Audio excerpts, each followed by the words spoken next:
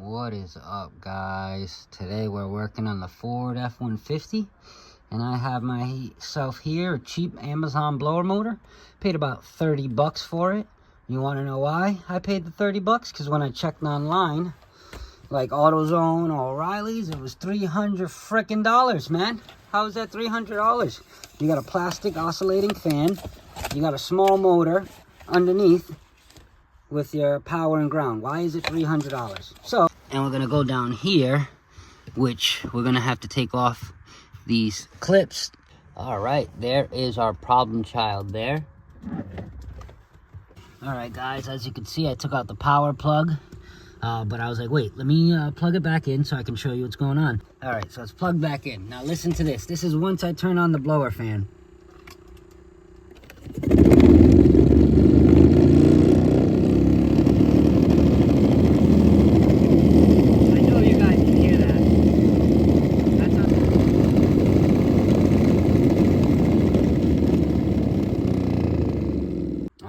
Here we have the Amazon blower. I'm assuming this is OEM. So I figured out that the bearing or the motor assembly is loose. So we can see here, and it spins pretty freely. Oh yeah, I also found a piece broken. I don't know what that is, but that was in there. So that was around there jumping in there. And you could see that when it spins, it's moving. But you can see here, let's see, this is a tab that holds the motor, and if you look right here,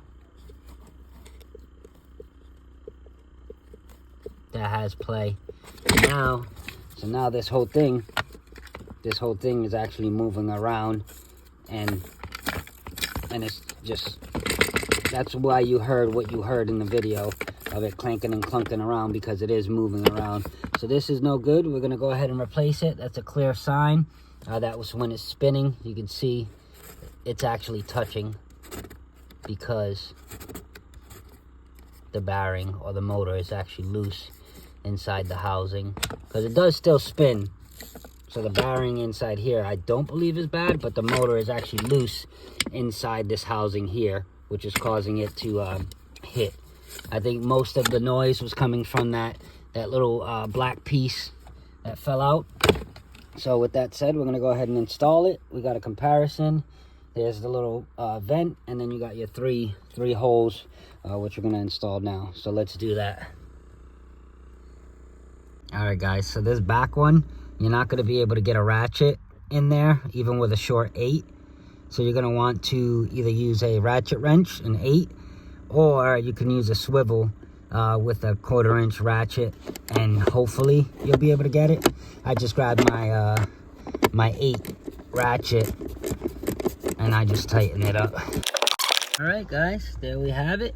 We have the new one all buttoned up. It's in place. Let's go ahead and kick it on. Oh, beautiful. That sounds like heaven compared to what I used to listen to. That's full speed.